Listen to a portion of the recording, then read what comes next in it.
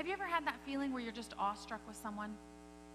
You know, like, let's say there's someone that you look up to, maybe somebody famous, and you're just, you know that feeling where you're just kind of standing in awe of them? Several years ago, I had the opportunity to go to New Orleans with a good friend of mine and her family, and we got to go down there for about 5 days.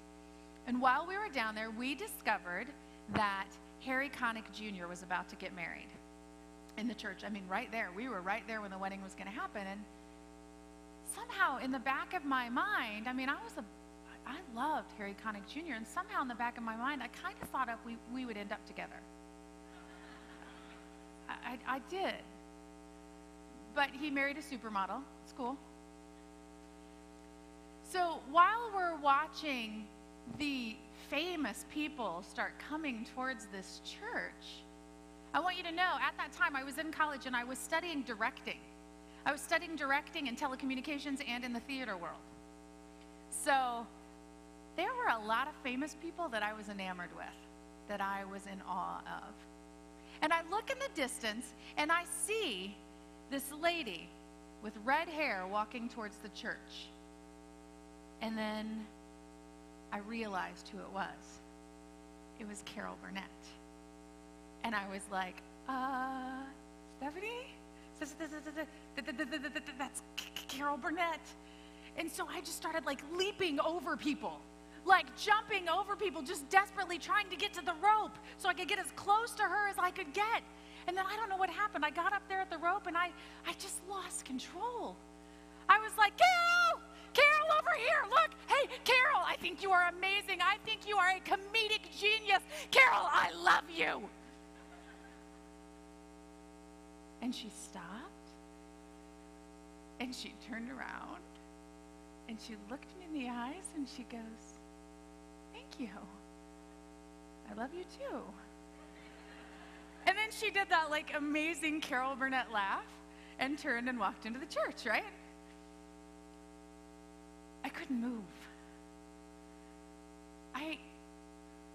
Carol Burnett talked to me, and she loves me.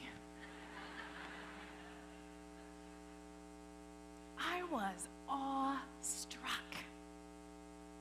I couldn't believe I was standing in her presence.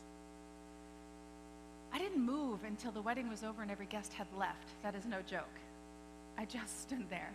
I mean, I had this hope that maybe she would come out and maybe we would talk a little bit more. I mean, I was like, Harry, who? Whatever, it's Carol. You know, I just had this hope that I would get to know her a little bit better, you know? And so they all took these little buggy rides, and I took my picture of her and her friends. They rode around so people could see, you know, all the fans could see all the celebrities, and pretty proud of my picture. I took it back to school, and I was showing everybody. I was like, yeah, I met Carol Burnett. She loves me. It's cool. And I watched every video I could find of her. I read everything I could read about her. You know, there is a big difference between knowing about someone and knowing them. There's a huge difference. You guys know what I'm talking about? My husband knows stats over sports stars that I go, what? Because he loves them, you know? He thinks they're cool. He's enamored with them. You guys have people like that? That you know, you learn a lot about because you're kind of awestruck with them? That's how it should be with God. And that's what I realized. That's how we should be with God. I mean, we shouldn't just know about him. We should get to know him. We should want to know everything about him. We have this little encounter with God where we are consumed by his presence, or we have this little spark, this desire, and we meet God, and we're on fire. And then as time goes on, it just kind of fades a little bit as time moves on. Well, the Bible says in Hebrews chapter 12, verse 28 and 29, therefore, since we are receiving a kingdom that cannot be shaken, let us be thankful, and so worship God acceptably with reverence and awe, for our God is a consuming fire. When we stand in reverence and awe of our God, it pleases him. it pleases his heart. That's worship. When you can stand in reverence and awe of God, it blesses him. It's like we should want to just leap over people and get to God and just tell him how much we love him. And then he'll turn around and he'll look us in the eye and he'll say, thank you. I love you too. That's worship. Well, I want that. I want that consuming fire to take over me. And I want it for you. I want you to stand in awe and reverence at how good our God is and how great he is, for who he is. This is what I know. If you're looking for some magical spiritual life, you need to know that it doesn't exist. There's only life. And it's what you do with your everyday, ordinary life that's going to make a difference. There's something else that I always do. My kids will tell you this. I break out in song all the time. My kids will tell you, if you want to know where mom is, just listen. She's somewhere singing. Now my neighbors are starting to recognize this trait in me. I just break out in song. I love to sing to God. I love it. I don't know if I'm any good at it. I don't care. I just love to sing to God. There's a song I heard several years ago, and that song, I thought, man, this is my story. This is an example of where I was as a worshiper and where I am now as a worshiper. And it's one of those things that you can't get out of your head. Well, over the past 3 months, I've encountered this song like over and over again, like it was on the computer playing on that Pandora radio. I heard it on the radio, which you never hear this song on the radio. And then I went to a wedding, and it was sung in a wedding, and so I thought, oh, okay, God, I get it. I literally have not, I wake up in the morning with this song in my head, and I go to bed with it. Just ask my kids. They're so sick of this song. But that's okay. If you guys promise not to laugh, I'm going to share it with you. Again, this just really is an example of where my heart is for worship now and how I see things.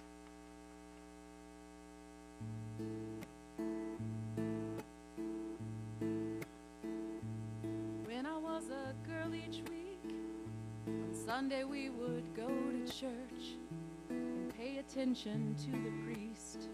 He would read the holy word and consecrate the holy bread, and everyone would kneel and bow.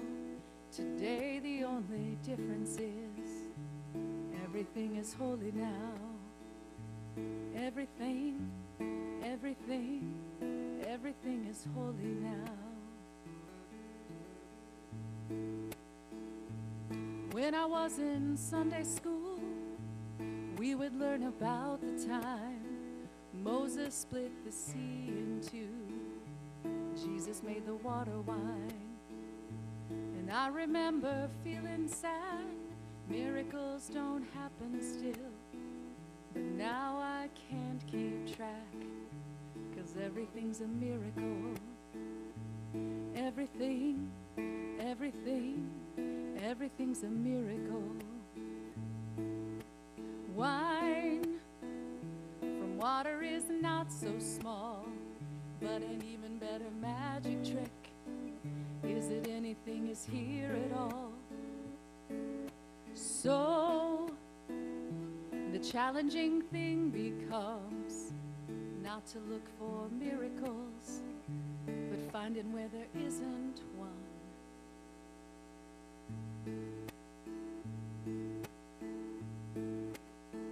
When holy water was rare at best, it barely wet my fingertips. But now I have to hold my breath like I'm swimming in a sea of it. It used to be a world half there, heaven's second rate hand-me-down, but I'll walk it with a reverent air, 'cause everything is holy now. Everything is holy now. Read a questioning child's face and say it's not a testament. That'd be very hard to say. See another new morning come, and say it's not a sacrament, I tell you that it can't be done. This morning outside I stood, I saw a little red-winged bird shining like a burning bush, singing like a scripture verse. Made me wanna bow my head. I remember when church let out, how things have changed since then. Everything is holy now. It used to be a world half there, heaven's second-rate hand-me-down. But I'm walking with Jesus Christ, and everything is holy now.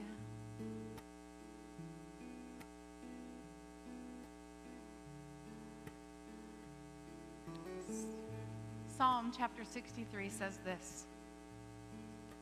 It says, I have seen you in the sanctuary and beheld your power and your glory.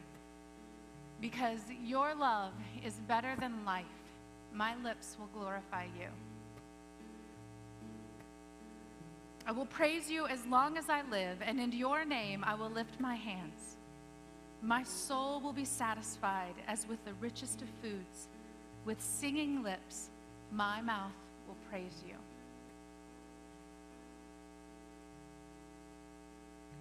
I know that sometimes it is so incredibly hard to have that kind of an attitude, that kind of a perspective on the life that we're living. I know that in the economy that we're facing, I know that things are tough. I know that when you turn on the TV, it is devastating when you see the tragedy that is around us. I know that it's so hard sometimes to just see God's goodness. I want to challenge you to make sure that your attitude is one with a perspective that says, God, no matter where I am, no matter what I'm going through, I'm going to celebrate your goodness and your greatness. That instead of allowing our circumstances to affect our attitude, why not let our attitude affect our circumstances?